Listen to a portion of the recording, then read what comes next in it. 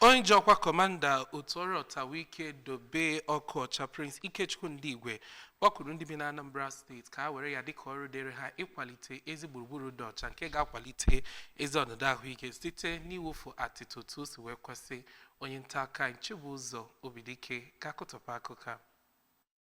Oge ọ na-ekwu okwu n'Ọka, Prince Ndigwe kọwara na Gọvanọ Chukwuma Soludo bụ onye na-agbasi mbọ ike ịfụ na nwere gburugburu dị ọcha ma bụkwazị arụ ebe ndị mmadụ ga-ebinwu, mana o kwukwezịrị na tupu amụma dị otu apụta ife na ọ bụ site na njikọ aka ndị Anambra ka ọ ga-eji mejupụta. Ọ yọkwara ndị mmadụ bi na be ha nakwazi ndị ji ego achụ ego ka ha gbaa mbọ fụ na ha na-ekechi afịfịa ha wepụtara na ụlọ ahịa ha ọfụma ma werukwe ya jee dobe ebe ewepụtara a ga na-ekpofu ahịhịa. Nọzikwere n'oge ahụ dọọ ndị mmadụ aka na ntị ka ha kwụsị ịdị na-ekpofu afịfịa n'ọwa mmiri, n'okporo ụzọ awara awara ya nakwazi ebe ndị ọzọ na-ekwesịghị ekwesị. Ọ gbakwunyezikwere na onye ọbụla kwesịrị ka ọ na-akwụ ụgwọ mkpocha na nzacha a na-eme, bụ nke o kwuru na ọ na-enyere aka ịfụ na